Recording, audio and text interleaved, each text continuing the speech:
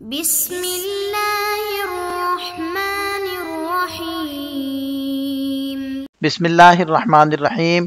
السلام علیکم عزیز طلبہ کرام، امید ہے آپ حضرات خیریت سے ہوں گے۔ آج ہمارا صحیح مسلم کا سبق نمبر 229 ہے، جس کا عنوان ہے باب المسح علی الخفین۔ آگے بڑھنے سے پہلے خلاصہ جات کو ایک نظر دیکھ لیں۔ وبه قال وحدثناه اسحاق بن ابراہیم وعلی بن خشرم قال اخبرنا عیسی بن یونس قال وحدثناه محمد بن ابی عمر قال حدثنا سفیان قال وحدثنا منجاب بن الحارث التمیمی قال اخبرنا ابن مسهر كلهم عن الاعمش في هذا الاسناد بمعنى حديث ابي معاوية غير ان في حديث عيسى وسفيان قال وكان اصحاب عبد الله يعجبهم هذا الحديث لان اسلام جرير كان بعد نزول المائدة۔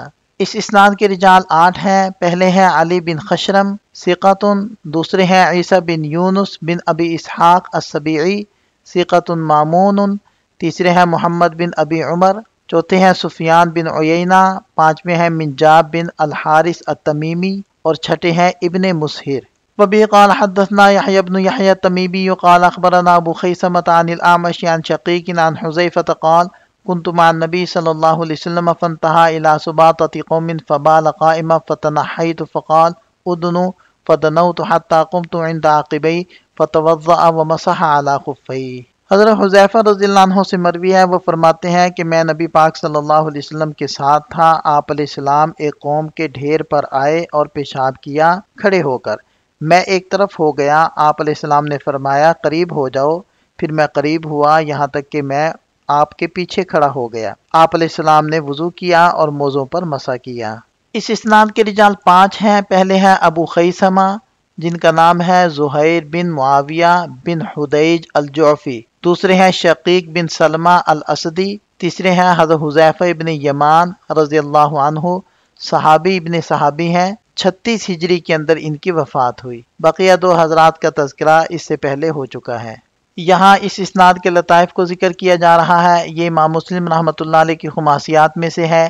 اس کے رجال سے ستہ کے رجال ہیں اور اس میں کوفی راویوں کا تسلسل ہے، اور اس میں تابعی دوسرے مخضرم تابعی سے روایت کر رہے ہیں، یعنی اعمش شقیق سے روایت کر رہے ہیں، اور یہ دونوں حضرات تابعین میں سے ہیں۔ اور اس میں صحابی راوی صحابہ کرام میں سے مشہور صحابی ہیں، ان کے بہت سارے فضائل ہیں۔ نبی پاک صلی اللہ علیہ وسلم نے انہیں قیامت تک آنے والے امور کے بارے میں خبردار کیا تھا، اور ان کے والد گرامی بھی صحابی تھے جو احد کے اندر شہید ہو گئے تھے رضی اللہ عنہما۔ اس حدیث پاک سے پتہ چلتا ہے کہ نبی پاک صلی اللہ علیہ وسلم نے کھڑے ہو کر پیشاب کیا۔ تو کھڑے ہو کر پیشاب کرنے کی کیا وجوہات تھیں؟ جبکہ نبی پاک صلی اللہ علیہ وسلم نے حضرت عمر فاروق رضی اللہ عنہ کو کھڑے ہو کر پیشاب کرنے سے منع کیا تھا۔ تو اس حدیث کے کیا جوابات دیے گئے ہیں؟ تو متعدد جوابات ہیں۔ ایک جواب تو یہ ہے کہ علاج کی غرض سے آپ علیہ السلام نے ایسا کیا۔ یہ بھی جواب ہے کہ عذر یا مجبوری کی بنا پر ایسا کیا، یا پھر جگہ کی تنگی کی وجہ سے ایسا کیا، یا پھر بیان جواز کے لیے آپ علیہ السلام نے ایسا کیا تاکہ امت کے سامنے یہ بات آ جائے کہ بذات خود یہ عمل حرام نہیں ہے، بلکہ حالات کے مطابق ایسا کرنا جائز ہے اور اس کی اجازت ہے۔ اس صفحے کے اندر حضرات صحابہ کرام کے فقہی اقوال ذکر کیے گئے ہیں، ان کو بھی آپ دیکھ لیں۔ اور یہاں اس بحث کا ایک بصری خاکہ بنا کر دکھانے کی کوشش کی گئی ہے تاکہ یہ ساری بحث ہمارے ذہن کے اندر بیٹھ جائے۔ اس حدیث پاک میں ہے کہ نبی پاک صلی اللہ علیہ وسلم ایک کوڑے کے ڈھیر کی طرف گئے۔ سباطہ کے بارے میں علامہ طبی رحمہ اللہ فرماتے ہیں کہ یہ اور کناسہ ایسے مقامات ہوتے ہیں جہاں گھروں سے جھاڑو دے کر نکالا ہوا کوڑا، مٹی اور گندگی پھینکی جاتی ہے۔ اس جگہ کو قوم کی طرف منسوب کرنا ملکیت کے لیے نہیں بلکہ تخصیص کے لیے ہے، کیونکہ وہ جگہ ویران اور نمناک تھی، یعنی کسی کی ذاتی ملکیت نہیں تھی۔ حافظ ابن حجر رحمہ اللہ فرماتے ہیں کہ ایسی جگہیں عام طور پر نرم اور جذب کرنے والی ہوتی ہیں، اس لیے پیشاب کرنے والے پر پیشاب کا چھینٹا واپس نہیں آتا۔ اگرچہ وہ جگہ نجاست سے خالی نہیں ہوتی، لیکن اس پر پیشاب کرنے میں کوئی شرعی قباحت نہیں ہے۔ امام ابن ماجہ نے بعض اپنے اساتذہ کرام سے نقل کیا ہے کہ عربوں کی عام عادت کھڑے ہو کر پیشاب کرنے کی تھی۔ اس پر دلیل کے طور پر حضرت عبد الرحمن ابن حسنہ رضی اللہ عنہ کی روایت پیش کی جاتی ہے، جس میں آیا ہے کہ نبی پاک صلی اللہ علیہ وسلم بیٹھ کر پیشاب فرما رہے تھے جیسے عورتیں پیشاب کرتی ہیں۔ اسی طرح حضرت حذیفہ رضی اللہ عنہ کی روایت میں ہے کہ آپ علیہ السلام کھڑے ہوئے جیسے تم میں سے کوئی کھڑا ہوتا ہے۔ ان روایات سے معلوم ہوتا ہے کہ آپ علیہ السلام عربوں کی عام عادت کے برخلاف بیٹھ کر پیشاب کرتے تھے، کیونکہ یہ طریقہ زیادہ پردے دار اور پیشاب کے چھینٹوں سے بچاؤ کا ذریعہ ہے۔ حضرت عبد الرحمن کی روایت کو امام دارقطنی اور دیگر محدثین نے صحیح قرار دیا ہے۔ اسی طرح حضرت عائشہ رضی اللہ عنہا کی روایت ہے کہ جب سے نبی پاک صلی اللہ علیہ وسلم پر قرآن نازل ہوا، آپ نے کھڑے ہو کر پیشاب نہیں کیا۔ یہ روایت امام ابو عوانہ اور امام حاکم نے اپنی صحیح کتابوں میں نقل کی ہے۔ حافظ ابن حجر رحمہ اللہ فرماتے ہیں کہ حضرت عائشہ رضی اللہ عنہا کا علم گھریلو حالات تک محدود تھا، اس لیے یہ روایت گھروں کے اندر کے معمولات پر محمول ہے، جبکہ حضرت حذیفہ رضی اللہ عنہ جیسے جلیل القدر صحابی نے باہر کے حالات کو محفوظ کیا، اور بعض روایات میں آتا ہے کہ یہ واقعہ مدینہ میں پیش آیا، جو حضرت عائشہ رضی اللہ عنہ کے قول کی نفی کرتا ہے۔ اسی طرح حضرت عمر، حضرت علی، حضرت زید بن ثابت رضی اللہ عنہم اور دیگر صحابہ کرام سے بھی کھڑے ہو کر پیشاب کرنا ثابت ہے، جس سے معلوم ہوتا ہے کہ اگر چھینٹوں سے بچاؤ ممکن ہو تو کھڑے ہو کر پیشاب کرنا جائز ہے، اور اس میں کوئی کراہت نہیں۔ نبی پاک صلی اللہ علیہ وسلم سے اس عمل کی ممانعت پر کوئی صحیح حدیث ثابت نہیں، جیسا کہ امام ترمذی رحمہ اللہ کی شرح میں وضاحت کی گئی ہے۔ باقی ہم اس سے پہلے بھی وضاحت کر چکے ہیں کہ آپ علیہ السلام نے یقیناً ایسا عمل بیان جواز کے لیے کیا، اگرچہ بہتر طریقہ بیٹھ کر پیشاب کرنا ہی ہے۔ نبی پاک صلی اللہ علیہ وسلم نے ارشاد فرمایا، ادنو، قریب آ جاؤ۔ اس سے بعد اہل علم نے یہ استدلال کیا ہے کہ پیشاب کے دوران گفتگو کرنا جائز ہے، لیکن امام بخاری رحمہ اللہ کی روایت سے معلوم ہوتا ہے کہ یہ قول دراصل اشارے سے تھا، نہ کہ زبان سے، اس لیے اس سے گفتگو کا جواز ثابت نہیں ہوتا۔ حافظ ابن حجر رحمہ اللہ فرماتے ہیں کہ نبی پاک صلی اللہ علیہ وسلم کی عمومی عادت یہ تھی کہ قضاء حاجت کے وقت راستوں اور لوگوں کی نظروں سے دور ہو جاتے تھے، لیکن اس موقع پر ایسا نہ کرنا اس بات کی طرف اشارہ کرتا ہے کہ آپ علیہ السلام مسلمانوں کے امور میں مشغول تھے اور مجلس طویل ہو گئی تھی، جس کی وجہ سے پیشاب کی حاجت پیش آئی، اور اگر آپ دور جاتے تو مشقت ہوتی، اس لیے آپ نے حضرت حذیفہ کو پیچھے کھڑا کیا تاکہ وہ آپ کو لوگوں کی نظروں سے چھپائیں، جبکہ سامنے دیوار موجود تھی جو پردہ بن گئی تھی۔ ممکن ہے کہ آپ علیہ السلام نے یہ عمل امت کو جواز بتانے کے لیے کیا ہو، اور چونکہ پیشاب میں غائط کی نسبت کم انکشاف اور بدبو ہوتی ہے، اس لیے اس میں پردے کا تقاضا بھی نسبتاً کم ہوتا ہے، جو کہ کپڑے کے ڈھیلے ہونے اور کسی پردہ دار چیز کے قریب ہونے سے حاصل ہو جاتا ہے۔ امام طبرانی رحمہ اللہ نے حضرت عاصمہ بن مالک سے روایت نقل کی ہے کہ نبی پاک صلی اللہ علیہ وسلم ایک دن مدینہ کی گلیوں میں نکلے اور ایک کوڑے کے ڈھیر کے پاس پہنچے تو حضرت حذیفہ سے فرمایا، مجھے پردہ دو، جس سے معلوم ہوتا ہے کہ حضرت حذیفہ آپ کے پیچھے کھڑے ہوئے اور آپ کو لوگوں کی نظروں سے چھپایا۔ اس واقعے سے یہ بھی ظاہر ہوتا ہے کہ یہ عمل مدینے میں ہوا، یعنی حضر میں، نہ کہ سفر میں، اور اس سے حضر میں موضوع پر مسح کرنے کے جواز پر بھی استدلال کیا گیا ہے۔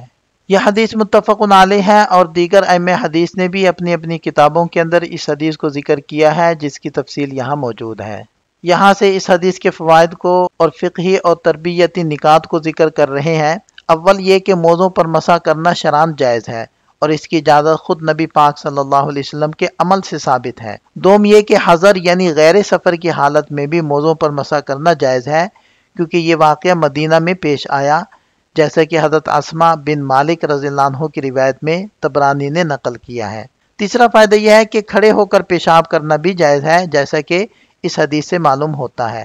چوتھا فائدہ یہ ہے کہ گھر کے قریب پیشاب کرنا بھی جائز ہے، بشرطے کہ پردے اور صفائی کا لحاظ رکھا جائے۔ پانچواں یہ کہ عوامی جگہوں جیسے کوڑے کے ڈھیر پر بغیر اجازت پیشاب کرنا بھی جائز ہے، کیونکہ اس زمانے میں ایسی جگہوں پر پیشاب کرنا عرف اور عمومی عادت تھی۔ چھٹا فائدہ یہ ہے کہ اگر کوئی شخص کھڑے ہو کر پیشاب کر رہا ہو تو اس کے قریب کھڑا ہونا جائز ہے، لیکن اگر وہ بیٹھ کر پیشاب کر رہا ہو تو بہتر ہے کہ اس سے کچھ فاصلہ رکھا جائے تاکہ وہ شرم محسوس نہ کرے۔ آخر میں اس حدیث سے حضرت حذیفہ رضی اللہ عنہ جیسے جلیل القدر صحابی کا ادب اور حسن اخلاق بھی ظاہر ہوتے ہیں کہ باوجود اس کے کہ وہ آپ علیہ السلام کے خادم اور تابع تھے، انہوں نے قضاء حاجت کے وقت آپ سے فاصلہ اختیار کیا تاکہ آپ کو شرمندگی یا تکلیف نہ ہو۔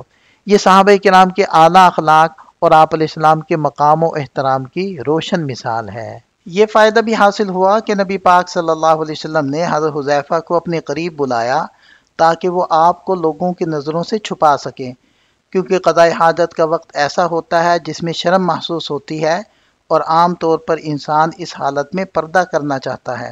اس موقع پر نبی پاک صلی اللہ علیہ وسلم کھڑے ہو کر پیشاب فرما رہے تھے، اور چونکہ اس حالت میں دوسرے فضلات یا بدبو کا اندیشہ نہیں ہوتا، اس لیے آپ نے حضرت حذیفہ کو قریب بلایا۔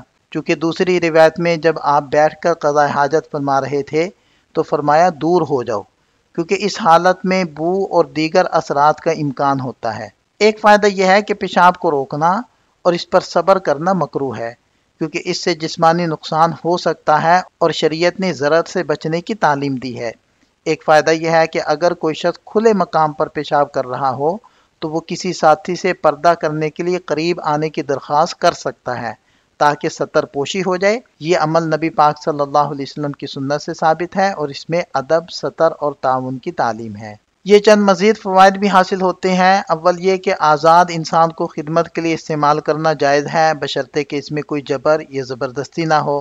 دوم یہ کہ کم مرتبہ شخص کا اعلیٰ مرتبہ والے کی خدمت کرنا مستحب ہے، جیسے کہ حضرت حذیفہ رضی اللہ عنہ نے نبی پاک صلی اللہ علیہ وسلم کی خدمت کی۔ تیسرا فائدہ یہ ہے کہ پیشاب کے وقت پردہ کرنا مستحب ہے تاکہ ستر اور ادب کا لحاظ رہے۔ چوتھا یہ کہ پیشاب کے وقت پردہ بننے والا انسان بھی ہو سکتا ہے، جیسے کہ حضرت حذیفہ آپ صلی اللہ علیہ وسلم کے پیچھے کھڑے ہو کر پردہ بنے۔ پانچواں یہ کہ پیشاب وضو کو توڑ دیتا ہے، یعنی اس کے بعد وضو کرنا لازم ہے۔ چھٹا اور نہایت اہم اصول یہ ہے کہ جب دو مفسدوں میں سے کسی ایک کو اختیار کرنا ناگزیر ہو تو کم نقصان والے کو اختیار کیا جائے، اور جب دو مصلحتیں بیک وقت حاصل نہ ہو سکیں تو بڑی مصلحت کو ترجیح دی جائے۔ نبی پاک صلی اللہ علیہ وسلم امت کی بھلائی کے لیے طویل مجالس میں بیٹھتے، صحابہ کرام کی عیادت کرتے اور ان سے ملاقات فرماتے۔ جب پیشاب کی حاجت ہوئی تو آپ نے اپنے معمول کی عادت کے برخلاف دور جانے کی بجائے حضرت حذیفہ کو قریب بلا لیا تاکہ وہ آپ کو لوگوں کی نظروں سے چھپا سکیں، کیونکہ اگر آپ تاخیر کرتے تو جسمانی ضرر کا اندیشہ تھا۔ اس سے معلوم ہوتا ہے کہ آپ علیہ السلام نے زیادہ اہم مصلحت کو ترجیح دی اور دونوں مصلحتوں کو جمع کرنا ممکن نہ تھا۔ یہ اصول فقہ میں دفع اشد المفسدتین باخفہما اور تقدیم اعظم المصلحتین کے طور پر معروف ہے۔ وبه قال حدثنا يحيى بن يحيى قال اخبرنا جرير عن منصور عن ابي وائل قال كان ابو موسى رضي الله عنه يشدد في البول ويبول في قارورة ويقول ان بني اسرائيل كان اذا اصاب جلد احدهم بول قرضه بالمقاريض فقال حذيفة لوددت ان صاحبكم لا يشدد هذا التشديد فلقد رأيتني انا ورسول الله صلى الله عليه وسلم نتماشى فأتى سباطة خلف حائط فقام كما يقوم أحدكم فبال فانتبذت منه فأشار إلي فجئت فقمت عند عقبه حتى فرغ۔ حضرت ابو وائل سے مروی ہے کہ حضرت ابو موسیٰ رضی اللہ عنہ پیشاب کے معاملے میں بہت زیادہ احتیاط کرتے تھے اور ایک بوتل میں پیشاب کرتے تھے کہ بنی اسرائیل میں سے کسی ایک کے جسم پر جب پیشاب لگ جاتا تو اس کو کینچی سے کاٹنا پڑتا۔ حضرت حذیفہ رضی اللہ عنہ فرماتے ہیں کہ میری چاہت یہ ہے کہ تمہارا ساتھی اس طرح کی سختی نہ کرے، کیونکہ میں ایک دفعہ نبی پاک صلی اللہ علیہ وسلم کے ساتھ چل رہا تھا تو آپ علیہ السلام ایک دیوار کے پیچھے گندگی کے ڈھیر پر گئے اور عام لوگوں کی طرح کھڑے ہو کر پیشاب کیا تو میں ایک طرف ہو گیا، آپ علیہ السلام نے میری طرف اشارہ کیا تو میں آ گیا اور آپ علیہ السلام کے پیچھے کھڑا ہو گیا۔ حضرت ابو موسیٰ اشعری رضی اللہ عنہ پیشاب کے چھینٹوں سے بچنے میں غیر معمولی احتیاط برتتے تھے۔ اس روایت میں ہے کہ وہ ایک بوتل میں پیشاب کرتے تھے تاکہ کوئی قطرہ بدن یا کپڑے کو نہ لگے۔ ان کا یہ طرز عمل اس شدت کی یاد دلاتا ہے جو بنی اسرائیل پر ان کی شریعت میں لازم تھی۔ بعض روایات کے مطابق اگر ان کے لباس جو اکثر چمڑے کے ہوتے تھے ان پر پیشاب کا قطرہ پڑ جاتا تو وہ اسے کینچی سے کاٹ دیتے۔ بعض نے اس کا مطلب جسمانی چمڑا بھی لیا ہے، یعنی اگر جسم پر پیشاب لگتا تو وہ حصہ کاٹنا لازم ہوتا کیونکہ دھونا کافی نہ سمجھا جاتا تھا۔ حضرت ابو موسیٰ رضی اللہ عنہ کا مقصد یہ بتانا تھا کہ پیشاب کی چھینٹوں سے بچنا نہایت اہم ہے اور اس لیے وہ اس قدر سختی کرتے تھے۔ بہرحال حضرت حذیفہ رضی اللہ عنہ نے ان کے اس رویے پر نرمی کی تلقین کی اور فرمایا کہ یہ تشدد سنت کے خلاف ہے۔ انہوں نے نبی پاک صلی اللہ علیہ وسلم کو وہ عمل یاد دلایا جب آپ نے قوم کے کوڑے کے ڈھیر کے پاس کھڑے ہو کر پیشاب کیا۔ ظاہر ہے کہ ایسی جگہوں پر چھینٹوں کا امکان ہوتا ہے، لیکن آپ علیہ السلام نے اس موقع پر غیر ضروری سختی نہیں برتی، جو اس بات کی دلیل ہے کہ شریعت میں اعتدال مطلوب ہے، نہ کہ بیجا سخت۔ اور آخر میں فرمایا کہ فن تبستو، اس سے یہ سبق ملتا ہے کہ قضاء حاجت کے وقت پیچھے ہٹ جانا اور فاصلہ رکھنا ادب کا تقاضا ہے، اور یہی طرز عمل خادمین، طلباء اور مریدین کے لیے بھی مناسب ہے۔ اس اسناد کے رجال 5 ہیں۔ پہلے ہیں جریر بن عبد الحمید الضبی الکوفی، دوسرے ہیں منصور بن المعتمر ثقۃ ثبت، اور بقیہ حضرات کا تذکرہ سابقہ سند میں ہو چکا ہے۔ یہاں ہمارا سبق مکمل ہو جاتا ہے۔ ایک نظر خلاصے کو دیکھ لیں۔ اس باب کی بقیہ احادیث کو ہم اگلے سبق کا حصہ بناتے ہیں۔ تو ملتے ہیں نئے سبق کے ساتھ۔ اللہ تعالیٰ ہم سب کا حامی و ناصر ہو۔ دعاؤں میں یاد رکھیے گا۔ السلام علیکم۔